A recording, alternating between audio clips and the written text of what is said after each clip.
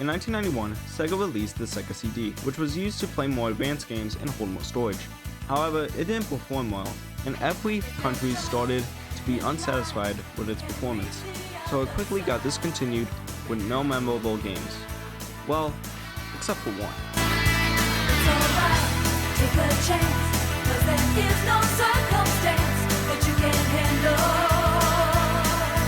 When you use your mind, Sonic Boom, Sonic Boom. Sonic CD, released in 1993, got praised by Sonic fans and to this day is known as a classic. But was this just blind nostalgia, or was the game really past cool? Well, let's start with the lore.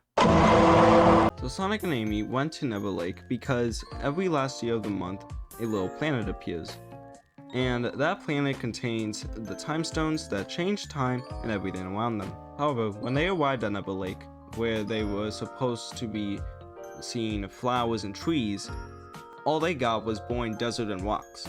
And right when they started to get suspicious, Metal Sonic snatched Amy, and Robotnik revealed that Metal Sonic was his new evil invention. Furthermore, he revealed his plans to take the time stones for himself, but Sonic will collect them first. Honestly, it's kind of simple lore, but I kind of like it. It also creates stakes to get the good ending, which in order to do that, you need to create the time stones. So, honestly, pretty decent. Also, I think people would actually care about Amy because of how cute she is, not gonna lie.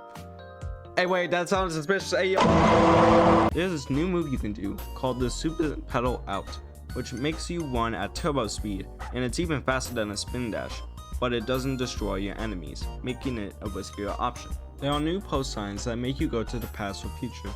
All you need to do is hit one of these poles, and after that, you go at a constant and fast speed, and then you'll be transported to the past or future, depending on the post you hit. Additionally, the future versions will change whether you have all the time stones. The past and future versions are a bit underwhelming, since they only change the color and soundtrack. I personally wish they change the physics of Sonic or make references to previous Sonic games in the past version. But in Sega's defense, they had strict deadlines back then when they were making classic Sonic games. The stage design is the most controversial element of Sonic CD. Some fans claim that it's creative and unique, and the opposing side states that it's too confusing. I personally mostly agree with the fans side because I was finishing most of the levels fairly quickly. However, the last two zones felt longer than they were supposed to be and were confusing. But overall, I enjoyed the level design. It's fun, wacky, predictable fun that I enjoyed a lot. In order to get the time stones, you need 50 wings by the end of the level to hit this big wing to get to the special stage. The goal is to hit these UFOs in a certain amount of time. If you die one at a time, you lose. Going through water will make the time run out very fast, so you have to stay on track. There are power-ups and a time bonus UFO, just in case you have a limited amount of time.